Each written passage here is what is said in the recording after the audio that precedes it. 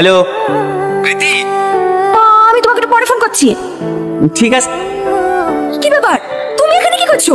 তোমার এই চাঁদ মুখটা দেখতে এসেছি, অনেকদিন দেখা নাই তো, তাই তোমাকে দেখার জন্য মনটা ছটফট ছটফট করছিল। এসব সিনেমা ডায়লগ পড়া বন্ধ করো। তখন অল্প বয়স ছিল তাই তোমার এই ডায়লগ ভুলে গেছি। এখন আর সেই রীতি নাই, যথেষ্ট বুদ্ধি হয়েছে। তাই ভালো ভালো বলছে এখান থেকে চলে যাও, না হলে কিন্তু আমি আব্বুকে ডাকবো। কুল বেবি কুল, আমাদের এই প্রেমের কথা জানলে তোমার হবু বর তোমাকে বিয়ে করবে তো? জানোয়ার কোথাকার, তুমি না খুব দুষ্টু। ওয়েটার, প্রীতি কি হলো, কথা বলছো না কেন?